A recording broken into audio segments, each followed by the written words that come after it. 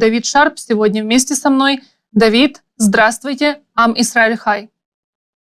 Спасибо, Анастасия. Добрый вечер. Наш президент Украины Владимир Зеленский на полях саммита НАТО сказал, что 128 истребителей нужно Украине, чтобы создать эффективную конкуренцию в небе.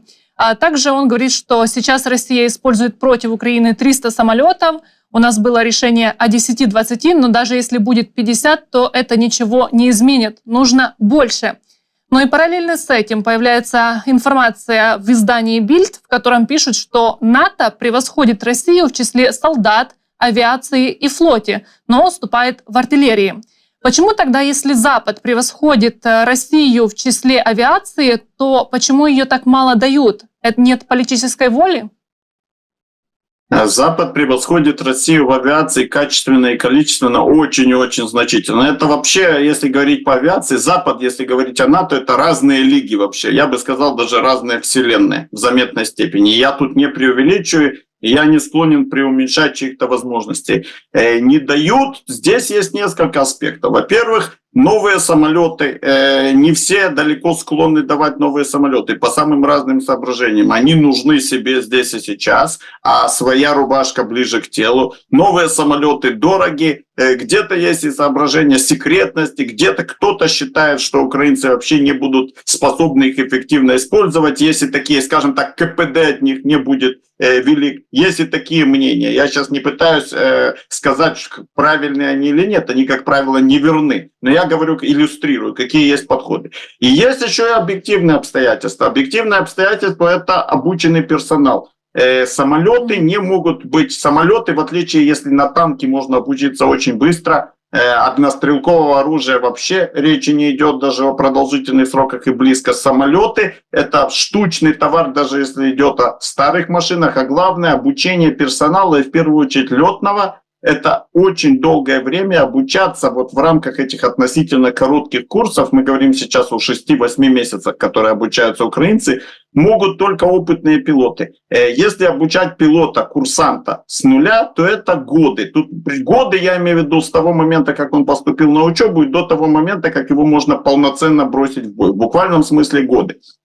Так вот, есть объективный фактор, это дефицит опытных пилотов, которых можно переучить. У украинцев этих пилотов, естественно, цифры реальные я не знаю, но пилотов изначально перед войной готовых, которые потенциально способны пилотировать F-16 или другие самолеты, переучившись достаточно короткое время, их было мало. Предположу, что речь идет о хорошо, если считанных сотнях вообще, а может быть и того меньше. Более того, часть этих пилотов погибла, получила ранение или выбыла из строя по объективным причинам. Часть этих пилотов должна непрерывно находиться на фронте, пока их отдельные коллеги обучаются, чтобы помогать защищать украинское небо, чтобы выносить удары по российским целям.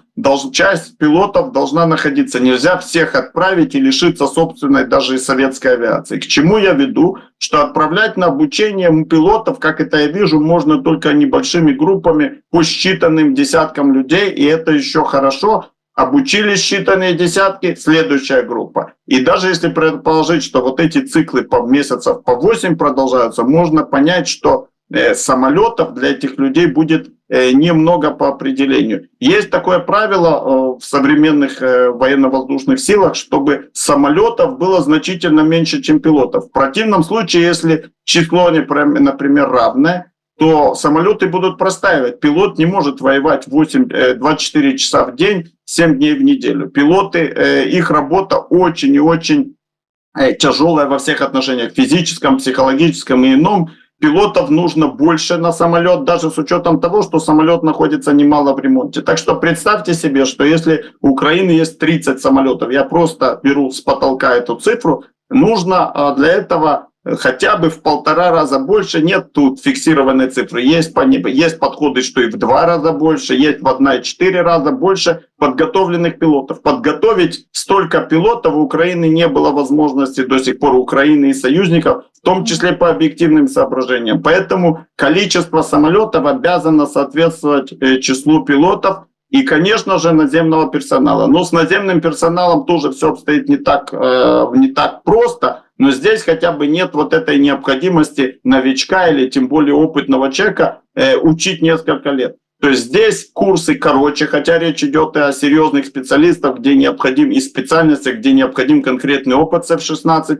И здесь, я уверен, на первых порах тоже будут проблемы объективного характера. Это новые самолеты, новые подходы, и даже опытный человек, работавший с МиГом-29, здесь он сталкивается с совершенно новыми вещами. В общем, я к тому, что как раз именно по передаче самолетов сказать, что сейчас можно было бы дать 128 самолетов в Украине, именно в контексте того, сколько пилотов есть и какого количества персонала, это было бы неправильно. 128 даже при самом быстром и эффективном подходе получение 128 самолетов, чтобы они единовременно находились в распоряжении воздушных сил Украины, это долгий процесс, именно завязанный на обучение. Как раз пообещали уже, в общем-то, немало самолетов. Да. Цифра больше, чем половина этого числа, но проблема все упирается в обучение. Если бы принципиальное решение о поставках F-16 было принято раньше, и вот здесь могут и должны быть претензии к странам Запада,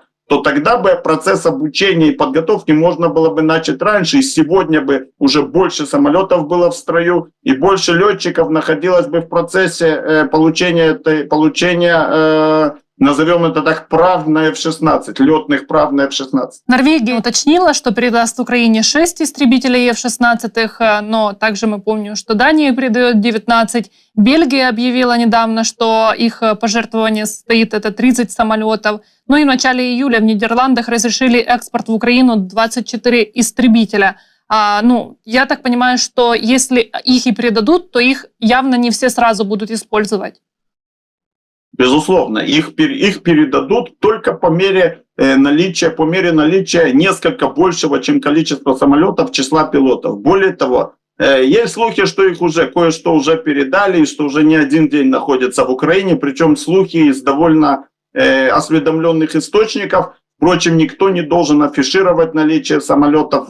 Понятно, это может повредить делу. Еще один важный момент. Их использование на первом этапе, как мне это видится, есть косвенные подтверждения в заявлениях официальных представителей воздушных сил. Будет, я бы сказал так, осторожным и поэтапным. То есть изначально это прикрытие украинского неба на западной части страны, в центральной части страны, прикрытие от крылатых ракет и беспилотников. А далее, по мере освоения самолетов, освоения в новой оперативной обстановке, далее уже их потихоньку более смелое и более активное применение с расширением функций. Поэтому ожидать, что прибывшие самолеты немедля перейдут в атаку по всем фронтам и будут действовать очень рискованно, что называется, на грани фола, и по самым я бы так сказал, по самым опасным и активным протоколам, как мне видится, это не произойдет, это было бы неправильно с оперативной точки зрения, но здесь, конечно, жизнь покажет, это всего лишь мое оценочное суждение.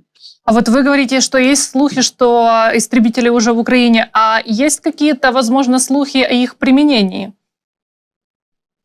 Слухи о применении — это патрулирование и попытки работать по крылатым ракетам и беспилотникам, но это всего лишь слухи, не принимайте меня всерьез. Если серьезнее, то, вероятно, что-то в этом есть. Так это или нет, с какого момента они в Украине, я думаю, мы уже реально, с какого момента первый самолет поступил в Украину и совершил полет, мы узнаем, я думаю, несколько позже. Я очень не удивлюсь, если окажется, что они, скажем, уже недели в Украине летают. Впрочем, это может быть и не так. Мы же понимаем, что F-16 нам дадут только с четким пониманием полностью прикрытых аэродромов. И тут как раз на саммите НАТО в Вашингтоне Байден заявил, что отдельные страны НАТО предоставят Украине 5 новых систем ПВО. Кроме того, в ближайшие месяцы США и партнеры намерены предоставить Украине десятки тактических систем ПВО, включая NASAMS, IRIS-T, Гепард и другие.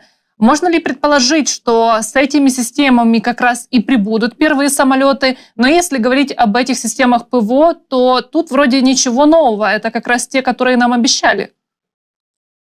Часть систем, когда говорят о тех самых 5, это уже, может быть, еще не переданные, но уже обещанные неоднократно системы ПВО, которые можно считать свершившимся фактом. А вот другие системы упомянуты в разговорах, которые были, сопутствовали, упомянуты системы, которые будут передаваться, в том числе и дальнего радиуса действия, в том числе Патриот, из других источников в относительно ближайшем будущем, системы, которые названы тактическими, в том числе речь идет о новейших системах NASAMS, IRIS-T, в различных модификациях, это тоже системы в основном, когда мы говорим о Германии и Соединенных Штатах, это в основном системы уже ранее обещанные, которые находились или находятся в производстве, то есть не из актива вооруженных сил США или Германии, а именно в производстве, в свое время заказаны вот в рамках такой разновидности американской помощи. Ведь часть помощи американцы передают непосредственно со складов Пентагона, а часть заказывают собственными зарубежным производителям, и NASAMS это яркий тому пример. Я, кстати, не думаю, что кто-то обуславливает поставку F-16, которая уже происходит. А как минимум, то, что мы с вами обсуждали, поступили ли уже первые или нет, это второй вопрос. Прямо сейчас поставка происходит, и вряд ли она увязывается напрямую с тем, что будут поставлены еще системы ПВО. В конце концов, украинцы, конечно же, партнеры Украины, очень хотят, чтобы самолеты не пострадали на аэродромах. Но я думаю, больше всего этого хочет Украина.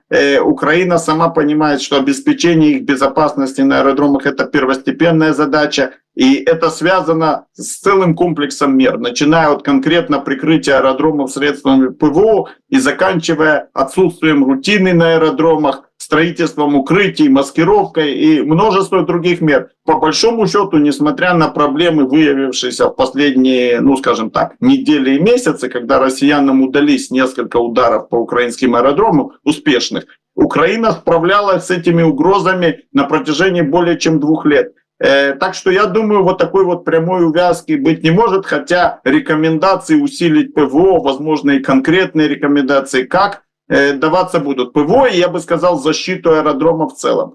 В общем, украинцы получат немало систем ПВО, заметная часть обещана, но кое-что, я думаю, будет из нового. И вот это вот из нового, не исключаю, что такого рода стимулом к передаче стали трагические события, именно удар по Киеву и конкретно попадание по детской больнице. А если вот, Давид, мы получаем условно одну эскадрилью, да, F-16, многошаровую систему ПВО, но мы помним, что нам Швеция обещала 2 радиолокационных самолета, то это насколько может изменить ход войны? Я не люблю оперировать понятиями «изменить ход войны». Это может, я люблю говорить, добавить серьезных возможностей украинцам. Безусловно, система самолеты дальнего радиолокационного обнаружения, причем довольно современные, такие, которые обещала Швеция, это важнейший шаг, я бы сказал так, это более важный теоретический шаг, чем передача какой-нибудь эскадрильи другой F-16. Потому что к уже переданным или передающимся F-16 это добавляет и не только на самом деле к F-16, а вообще воздушным силам Украины и ПВО Украины это добавляет важнейшие возможности. Ты просто, если сравнивать с человеком, просто дальше видишь и лучше видишь в любую погоду и в любое время суток. Это очень и очень просто и очень и очень сложно одновременно. Ситуационная осведомленность. Проблема с этими самолетами, проблем я вижу 2. Во-первых, первое и главное, что их еще не передали, и не совсем понятно, когда это произойдет. Я слышал оценки, объяснения насчет сроков, и из того, что выходит, там и шведские какие-то объяснения самих шведов, и обучение на этих самолетах, и еще ряд аспектов, и, видимо, они прибудут не совсем скоро. Хотелось бы мне приятно, чтобы это было приятным сюрпризом, но, видимо, раньше 2025 года они не поступят. Такие вот оценки, которые звучали убедительно. Значит, если они поступят, это, еще раз, это важнейший шаг к превращению ВВС Украины, вернее, воздушных сил, в настоящий полноценный механизм западного типа. Потому что многие ошибочно думают, что вот поступили F-16 или даже более новые модели F-16 или другие самолеты, и воздушные силы автоматом превращаются в нечто кардинально новое. Это и так, но это и не совсем так. Дело в том, что воздушные силы — это целый комплекс возможностей, наконечником копья, в которых являются боевые самолеты. Однако копье без древка – это не копье. И вот в качестве древка необходимо помнить, что для полноценного механизма, когда президент Зеленский говорит о 128 самолетах, чтобы это были полноценные воздушные силы западного типа, необходимо очень много. Начиная от опыта оперативного применения, набранного и наземным, и воздушным персоналом, и заканчивая самыми разными системами, которые имеют прямое отношение к истребителям. Это и вооружение, бортовое радиолокационное оборудование, системы радиоэлектронной борьбы и другие системы, в частности, самолеты дальнего радиолокационного обнаружения, самолеты-заправщики, самолеты-разведчики целевые. В общем, много чего важного, и только вместе, когда этот механизм работает синхронно, он превращается в ту эффективную силу, которая кардинально, я не скажу, где-то может менять ситуацию на поле боя, а где-то как минимум на нее очень сильно влиять. И Украина находится только в начале пути, и этот путь, важно быть реалистом, он занимает годы. Шведские самолеты были бы очень важной вехой на этом пути. Осталось только понять, когда они поступят. А вторая проблема с ними, которая не проблема не в самолетах, это проблема в обеспечении их безопасности. В отличие от F-16, с этим будет еще труднее. Это большие, довольно неповоротливые самолеты, которые будут приоритетной целью как для попыток их сбить, так и попыток достать их на аэродромах. И вот здесь, а уж они-то настолько штучные, что их просто должны беречь, сказать как зеницу ока, это ничего не сказать. И это серьезнейший вызов, с которым придется столкнуться украинским вооруженным силам. Российская ракета, которая разрушила детскую больницу Ахмадет, содержала западные компоненты, пишет Financial Times, и говорят, что 2 компонента были маркированы как произведенные швейцарской компанией, а остальные – американскими производителями. Западные технологии позволяют россиянам делать более умные ракеты, которые позволяют проходить мимо нашей ПВО, но и также газета пишет, что если в 2021 году Россия изготовила Х-101-56 ракет, то в прошлом году у нее уже было их 420. А как России удается обходить санкции? Казалось бы, что она уже закрыта, но количество вооружения растет, но и, скорее всего, качество улучшается. Насчет качества интересный момент. С одной стороны, ракеты, видимо, совершенствуются, об этом мы слышим из украинских источников. Например, они начинают отстреливать помехи, чтобы затруднить их перехват. Говорят, что по высотности есть прогресс, то есть они летят на более низких высотах, чем раньше. Возможно, меняется боеголовка. В общем, с одной стороны совершенствуются, с другой стороны насчет качества есть вопросы, потому что ракеты делаются в спешке, и очень многие компоненты, в том числе и западного производства, на самом-то деле они ведь не соответствуют так называемому military standard. То есть это компоненты, которые можно использовать, но с другой стороны они предназначены изначально для гражданского рынка. В принципе, для ракет и вообще разного рода вооружений принято, как правило, использовать такие компоненты и комплектующие, которые, скажем так, от гражданских отличаются. Они должны выдерживать большие нагрузки, должны выдерживать более серьезные испытания разного типа. Так вот, с этим, конечно же, есть определенные проблемы, как и с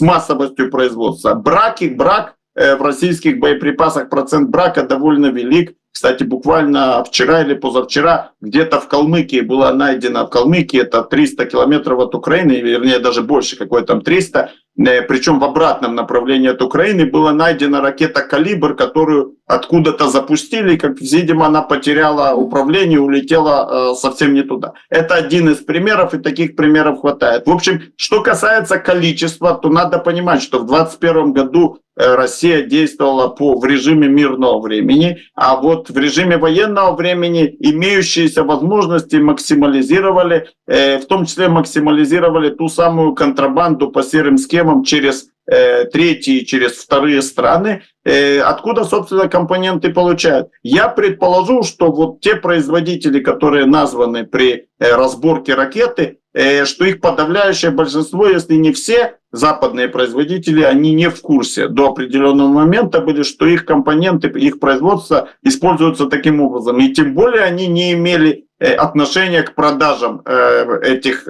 компонентов России. Это я чисто не пытаясь кого-то выгородить, я рассуждаю логически. Никто из них бы, скорее всего, не стал делать это умышленно. Однако, так как эти компоненты продаются на гражданском рынке, в том числе и таким странам, как Китай, тем более Турция, Эмираты и так далее, и, возможно, страны бывшего СССР отдельные, например, страны Азии, неудивительно, что таким образом они попадают в Россию окольным путем.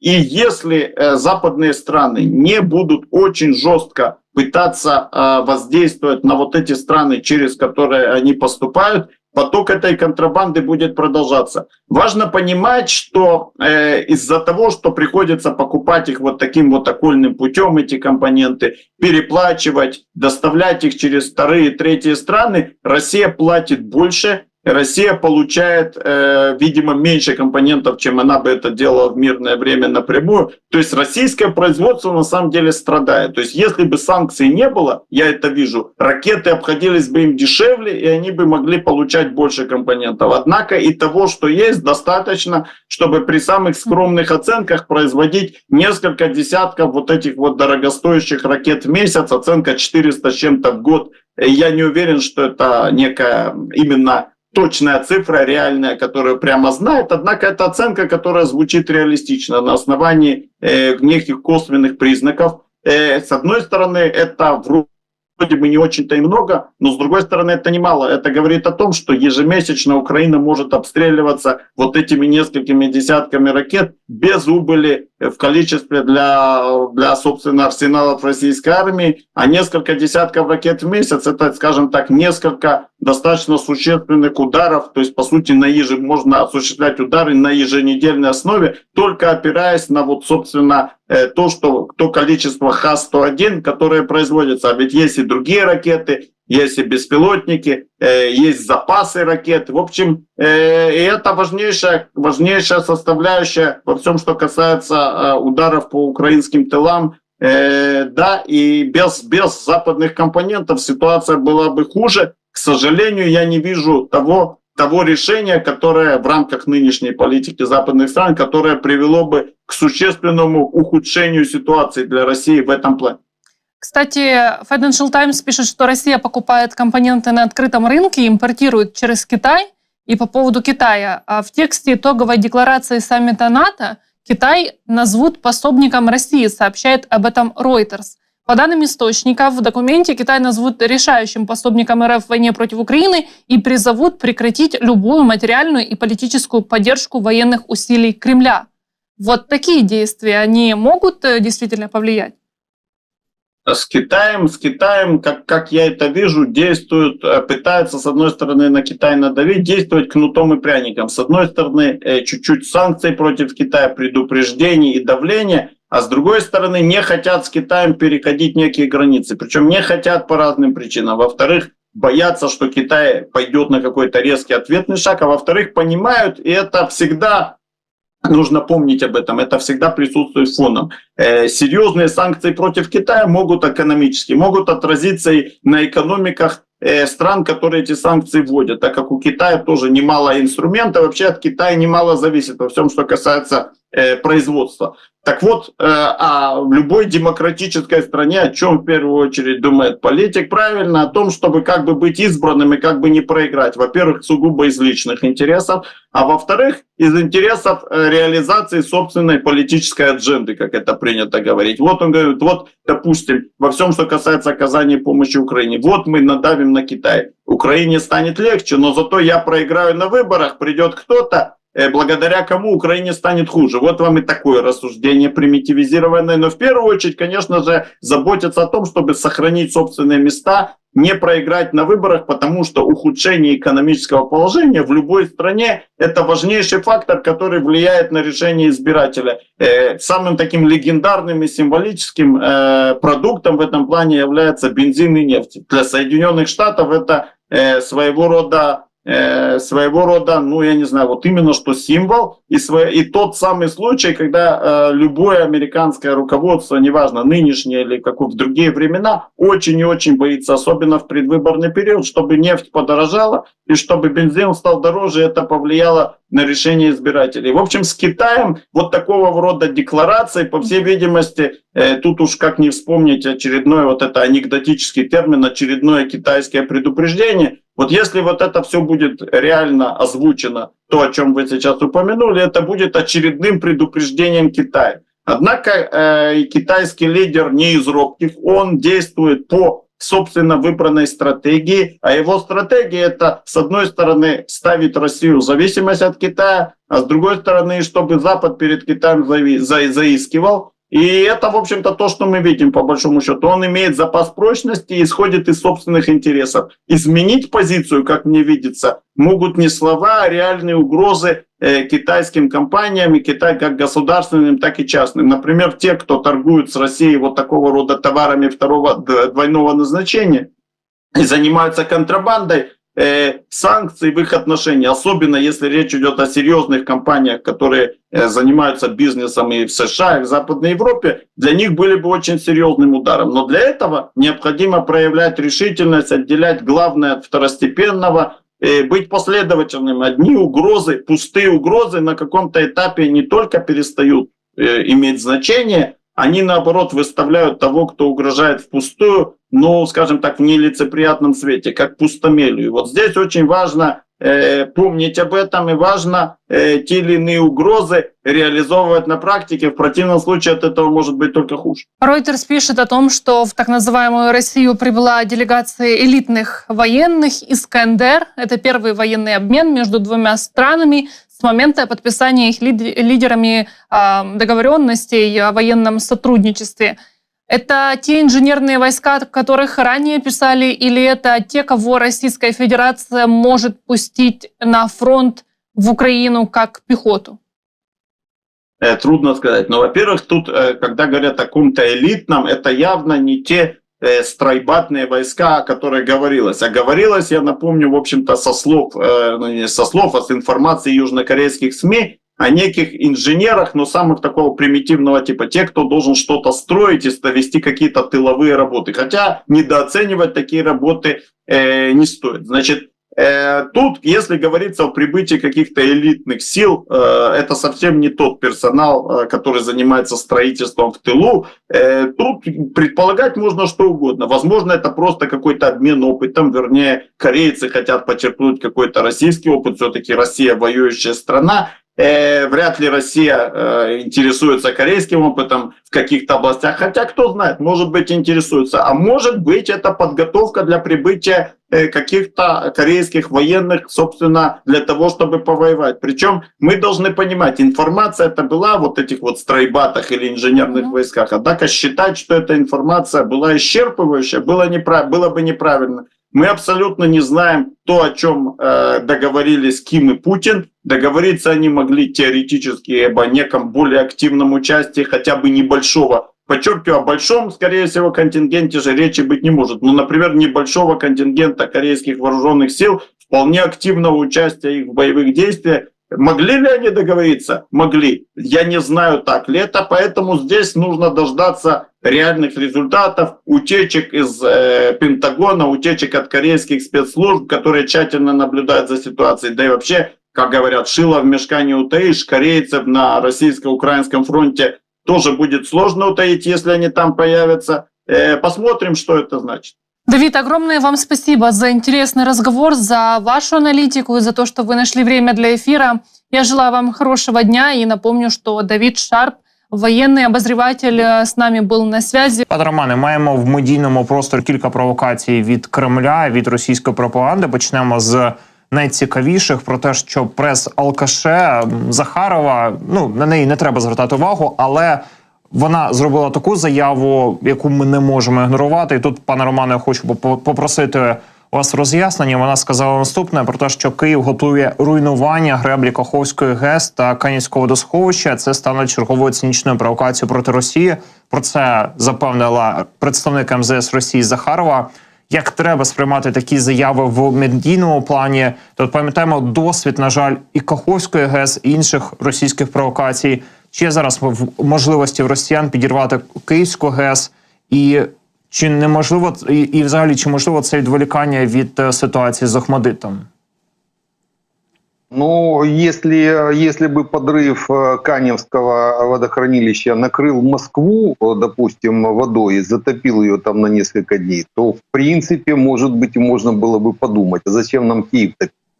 Ну, то есть логики у россиян, как всегда, нет. Чтоб что-то повесить на Москву, а что там еще не довешено? Там уже висит все, что только можно, начиная от сотен тысяч погибших украинцев, заканчивая подрывом той же Каховской гидроэлектростанции. Потому ничего там нового не повесишь, нам это просто не нужно. Но российские средства массовой информации сейчас в основном вбрасывают любые месседжи, которые могут надавить на наше военно-политическое руководство, на наши вооруженные силы Украины, на наш украинский народ с целью запугать и принудить к капитуляции. Они условия капитуляции уже выставили. Путин неоднократно о них говорил. Это выход украинских вооруженных сил с Луганской, Донецкой, Запорожской, Херсонской и Крымской областей, и не вступление в НАТО, плюс ограничения по армии и так далее и тому подобное. Степ-бай-степ Путин пытается захватить всю Украину. И, естественно, давит в информационном потоке. Ну, а некоторые полутрезвые товарищи российские пытаются это как-то выплеснуть в наш, в том числе медийный, в наши медиа. Ну, мы это все прекрасно понимаем, потому с этой точки зрения, конечно, не воспринимаем. А вот с точки зрения технических механизмов, допустим, подрыва россиянами некоторых наших гидроэлектростанций или тех же плотин, или, допустим, перепуска воды в течению Днепра. Россияне в этом смысле мастаки, в принципе. То есть они подорвали Каховскую гидроэлектростанцию, но тогда, когда они там находились. Это ж россияне под себя, как всегда, подрывают. А так как их больше нигде нет, ни на одном из наших водохранилищ или на некоторых гидроэлектростанциях или плотинах, то они могут это сделать только с помощью дальних средств поражения. Это либо ракеты, либо авиация. Ракетами разрушить какую-то плотину, ну, очень сложно. Ракетами можно повредить, допустим, гидроэлектростанцию. Да, возможно. Вопросов нет, но разрушить ракетой, допустим, ракетами разрушить дамбу, ну, это практически нереально. Разрушить дамбу можно с заходом бомбардировщиков, допустим, со сбросом свободно падающих авиабомб, причем в достаточном количестве. Не один десяток авиабомб непосредственно надо сбросить чуть ли не в одну точку плотины, чтобы ее повредить. От такой опции у россиян на данный момент нет. Потому давайте воспринимать это действие российской информационной войны, информационной пропаганды, как вот такое давление. То есть, ну, мы от давления, мы что, уже не первый год, уже 11-й год на нас давят, а мы стоим и еще и огрызаемся, по крайней мере. До наступних ймовірних провокацій білоруські відомства, силові відомства, щоб показати Китаю свою силу, можуть готувати провокації під чужим прапором в прикордонній зоні з Україною. Про це повідомляє з посиланням на Центр національного спротиву. Пане Романе, наскільки можливий такий сценарій? Можливо, і за участю навіть китайських військ? Ну, наверное, мы белорусов от китайцев отличим. Это там россиян от бурят отличить невозможно. Они примерно все уже буряты и якуты.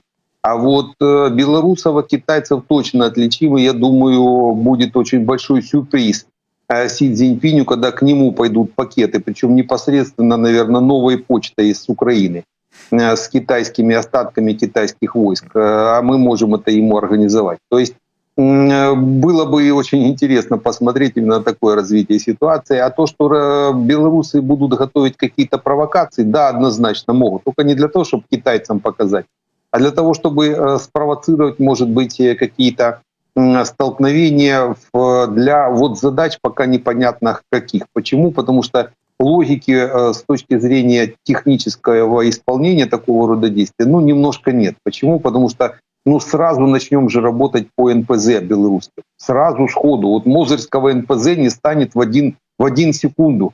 Он расположен там в нескольких десятках километров от нашей границы. Вы же представляете, что наши гуровцы или СБУшники сделают с Мозырским НПЗ, если им скажут, разрешаем наконец-то работать по основному, кстати, НПЗ, который питает и того же Орбана, самое интересное, с Мозырского НПЗ труба дружбы раздвояется, если можно так сказать, движется в сторону Европы на Польшу и в сторону Венгрии, причем через Украину. Часть идет на Венгрию через Украину, и там еще и продуктопровод, то есть белорусский дизель, который качается на Орбана, он качается как раз через Украину. Потому уничтожение Мозырского НПЗ, это первая задача, причем очень легкая задача для наших дальних средств поражения, которые тут же воспользуются нашей спецслужбой. Второй Нафтан недалеко ушел от Мозырского НПЗ, и когда если сгорят эти два завода, то долго будет, допустим, Лукашенко оправдываться перед Си Цзиньпинем. Вообще, зачем он эту тему вообще замутил? Почему? Потому что через Беларусь идет основной поток китайских товаров. Это же шелковый путь сейчас, который настроил Китай через Беларусь. Иначе, если Беларусь загорится, у Китая просто нет больше механизмов, как Европу снабжать своими дешевыми поделками, из которых они получают больше $500 триллиона по году. То есть, по большому счету, я не думаю, что Лукашенко именно... Он может, еще раз повторюсь, технически это возможно, тут нет проблем. А вот то, что в перспективе получит Лукашенко, мягко скажем так, большой нагоняет Си Цзиньпиня, а это будет стоить ему железно короны, в которой, и кресла, в которой... он может кресло, конечно, если его прибьют гвоздями к этому креслу, он себя и оставит, но короны он точно лишится. Потому я не думаю, що Лукашенко все-таки реально пойдет на такого рода действия, хоча угрожати він цим може. Пане Романе, до наступного повідомлення, яке з'являється, зокрема, від російського телеграм-каналу ВЧК ГПУ з посиланням на кілька джерел, що командувач повітряно-десантних військ Російської Федерації і групування військ Дніпро, генерал-полковник Михайло Теплинський, останнім часом якось неадекватно поводиться. Неадекватність у поведінці генерала по відношенню до підлеглих стала проявлятися після останнього поранення, яке він дістав внаслідок удару по командному пункту групування військ Дніпро наприкінці червня, і Теплинського просто перестали впізнавати. Яка доля може спіткати ось цю особу, оскільки очевидно, що є якісь доноси, є негативні коментарі на нього, і що може бути далі? Любая травма, особенно если это баротравма какая-нибудь, то есть или контузия, она, естественно, дает свои последствия, то есть после нее серьезные последствия бывают, давление на психику однозначно, а у воюющих и посылающих на смерть своих солдат или убивающих, особенно гражданских, с психикой однозначно проблема. Эту проблему заливают россияне, они в основном работают именно так, заливают алкоголем, а уже еще и тяжелое воздействие алкоголя приводит к определенным психоневрологическим расстройствам. Это уже вопросы, конечно, к врачам. Будет он выполнять свою функцию до тех пор, пока его не признают, допустим, каким-то невменяемым. Почему? Потому что там половину генералов российских можно признавать невменяемыми уже даже без лечебного диагноза и без осмотра медиками. И у них на лицах написано это невменяемость. Потому я не думаю, что там быстро его там куда-то задвинут или снимут. Для нас это, кстати, будет не совсем хороший ход. Для нас чем больше таких невменяемых генералов управляет армией, тем лучше российской. Если они вава на всю голову, то как раз они больше ложат своих солдат, чем создают проблемы нашим войскам. А мы за ним, естественно, находимся, потому что это один из основных, так сказать, российских генералов, которые причастны к смертям сотен тысяч украинцев, которые погибли в течение этой войны 10 лет. Пане Романе, також телеграм-канал «Страна Україна» пише, що росіяни додумалися споряджати борти стратегічних бомбардувальників Ту-95 МС на авіабазі Оленя в Мурманській області. І через це моніторингові моніторинги більше не зможуть відстежувати кількість споряджених ракетами бортів. Виходить, що таким чином кожен виліт бомбардувальників Росії тепер буде сприйматися як бойовий, чи не так? Чи як взагалі протрактувати ось цю інформацію? Мы любой вылет Ту-95 воспринимаем как боевой, так как он может быть потенциально опасен. Потому передача информации однозначно будет идти, но, может быть, больше будет таких неподтвержденных воздушных тревог. Как это, допустим, с МиГ-31К. Когда он взлетает МиГ-31К, непонятно, он с ракетой или нет, идет все равно воздушная тревога. Потому, я думаю, Ту-95 будут также, иногда некоторые взлеты Ту-95 они будут без подтверждения. Но МиГ-31 чаще взлетать будут без ракет, чем Ту-95. Взлет Ту-95 это довольно-таки, во-первых, опасное мероприятие, они уже разваливаются в воздухе, а потому они по 2 ракеты сбрасывают, они по 8, хотя могут 8 сбрасывать. Они даже не поднимают сейчас 8 ракет, крыло складывается, полукрылья отваливается. То есть я не думаю, что Ту-95 часто будут летать, допустим, без ракет. Ну а с другой стороны, если взлет Ту-95 окажется ложной тревогой, ну мы наоборот воспримем это с таким положительным, по крайней мере, моментом. Американський президент Байден під час представлення Володимира Зеленського на саміті у Вашингтоні помилково назвав його президентом Путіним. Я процитую, що сказав Байден. Тепер я хочу передати слово президенту України, який такий же відважний, як і рішучий, пані та панове, президент Путін. Всі ми люди, всі ми помиляємося час від часу. Та чи не здається вам, що обмовка Байдена була дуже невчасною, оскільки саме зараз усі демократи аналізують його стан та здатність продовжувати передвиборчу кампанію? Ну да, есть эта проблема. Мне 7-й десяток, я тоже заговариваюсь, потому я сейчас не могу осуждать человеку, который уже почти, то есть 9-й десяток. Это технические проблемы, ничего с этим не сделаешь. Старость не радость.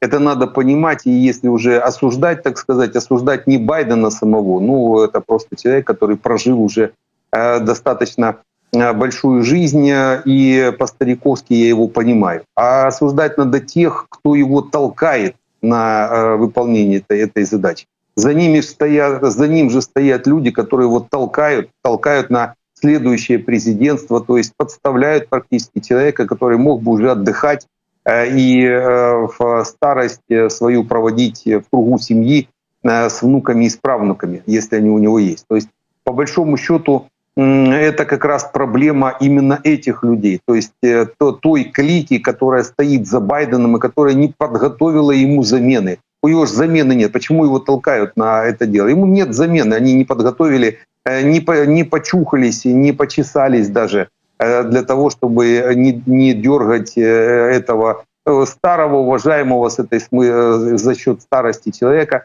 к выполнению этих задач. Но я думаю, как раз вот и такие ляпы, которые допускает старый человек, еще раз повторюсь, ни в коем случае его нельзя за это обвинять, приведут к тому, что надавят на эту клику, стоящую за Байденом. А это обамовская клика. Мы же это неоднократно говорили.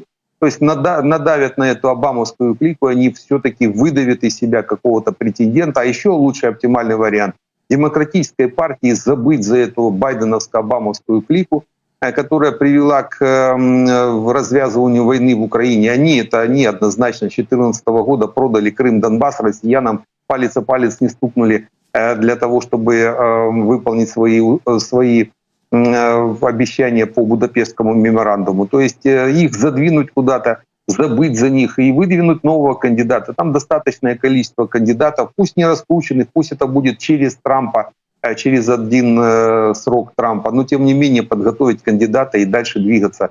Никуда ж не денется политикум в Америке, американский. Две эти партии уже несколько сотен лет руководят Америкой, друг друга сменяя, потому вот это правильное, наверное, развитие событий. Если оно произойдет, ну, можно будет его только поддержать.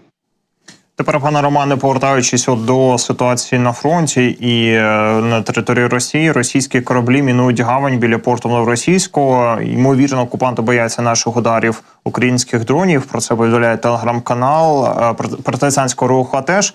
В принципі, про Новоросійськ ми часто згадуємо в наших ефірах. Але, на вашу думку, дійсно, чого бояться окупанти, росіяни? І чи слід очікувати найближчим часом, можливо, дронових атак саме в бік Новоросійську? Вот я знаю, чего сейчас будут бояться наши генералы, Малюк и Будан. Будут бояться зерновой сделки, которая свяжет им руки, ноги, рты, закроет глаза и вообще куда-то забросит на полку. Почему? Потому что когда пойдет зерновая сделка, которая сейчас запущена почему-то, то есть она была запущена после этих всех саммитов, и эта зерновая сделка остановит любые операции военные в Черном море. Потому вот два генерала точно боятся, что после запуска зерновой сделки им запретят выполнять боевую задачу, и они могут торопиться сейчас до зерновой сделки нанести удары по Новороссийскому порту, а тем более надо же в конце концов отчитаться за те 300 миллионов, которые были собраны на Sea-Baby, если вы помните, был такой серьезный задел, собирались с миру по нитке с шапкой, прошлись СБУшники, собрали деньги на Sea-Baby, которые должны были отработать по Керченскому мосту и по Новороссийскому порту. Не Керченский мост стоит, и Новороссийский порт стоял и работает. Ну, то есть стоял, в смысле, есть и работает. И здесь возникнет вопрос к этим двум генералам. Генералы, надо же как-то за слова отвечать. Понятно, погоны есть друг у друга, никто вас не заставит, но вот есть такая проблема. Вот наши генералы могут понимать, что это проблема от политиков может такая быть, это просто подстава. А почему? Потому что если начнется зерновая сделка, то любые боевые действия в контексте, по крайней мере, этой зерновой сделки, поперек ее, будут восприняты как терроризм. И эти два генерала могут загреметь в Международный уголовный суд. И вот, скорее всего, сейчас может быть понимание, все эти процессы, идет ускорение какой-то подготовки. И мы, может быть, в конце концов увидим использование этих 300 миллионов по Новороссийскому порту, а россияне пытаются как-то его прикрыть. Опять же, надеясь на зерновую сделку, на то, что Эрдоган и наши политики из исполнительной власти, которую давно уже пора менять, они успеют, так сказать, прикрыть Новороссийский порт и Керченский мост этими условиями этой зерновой сделки от наших украинских генералов, от воздействия наших вооруженных сил Украины. Пане Романе, і далі про F-16. Я розумію, можливо, і ви втомилися вже про це говорити, та й всі українці втомилися очікувати цих літаків на території нашої країни. Bloomberg з посиланням на власні джерела пише, що Україна очікує отримати від західних партнерів 6 літаків F-16 цього літа і загалом до 20 літаків до кінця року. І за словами людей, знайомих з цим питанням, процес відправки військових літаків в Україну наразі ускладнюється питанням щодо запчастин і мовним бар'єром між українськими пілотами та їхніми іноземними інструкторами. На вашу думку, чи дійсно це може бути так, що основні дві проблеми – це запчастини і ось такий от мовний бар'єр? Нет, основная проблема – это нахождение в Белом доме в руководстве байденовской администрации. Вот это основная проблема и основной тормоз именно там, в Белом доме. Они сделали все возможное, чтобы украинские воздушные силы не получили ни одного самолета. Не передали свои F-16 или, по крайней мере, остановили это движение. Не дали возможности передать другие самолеты, ни «Миражи», ни «Рафали», ни «Гриппены». Не дали возможности нам закупиться по миру тем же Т-50 южнокорейскими. То есть эта проблема, эти тормоза как раз в Белом доме. А все остальное это не причина, это, так сказать, следствие причины, которую я только сказал. Пока не уйдет байденовская администрация, пока ее не выдавят либо демократы сами, либо республиканцы, проголосовав, и американский народ, проголосовав за Трампа, самолетов в достаточном количестве мы не увидим. Действительно можем увидеть одну пару, там звено, полтора звена, может быть эскадрилью, 2 эскадрильи, но вот еще раз повторюсь, пока не уйдет администрация, мы в достаточном количестве, байденовская администрация с руля в Белом доме, мы в достаточном количестве самолетов не увидим. Никаких не увидим самолетов. Почему? Потому что авиационная компонента если она у нас только появится достаточно, то есть еще и с оборудованием, обязательно это очень важно, потому что сам самолет — это просто платформа, с достаточным количеством вооружений, она произведет такой режим геймченджера на одном из участков фронта, так это точно. Пусть не на всем фронте, но на южном, может быть, на запорожском, то точно это будет геймченджер, который даст возможность нашим войскам просто опрокинуть российскую оборону, начать движение в сторону Крыма. Этого, кстати, как раз Байден и боится, потому что это все не в расчетном режиме отношений с Москвой. И вот пока эти ребята с договорниками московскими не уйдут с сцены управления процессами, я не думаю, что мы увидим в достаточном количестве самолетов. Надеяться, конечно, будем.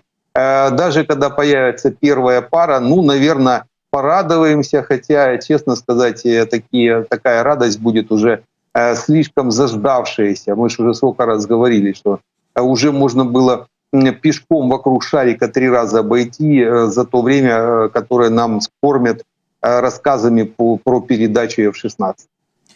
Пане Романе, ми, як завжди, дякуємо вам за цю змістовну розмову. Дякуємо. Дякую за ваші чіткі відповіді, за ваші прогнози. Я нагадаю, Роман Світанович, інструктор, полковник запасу української армії.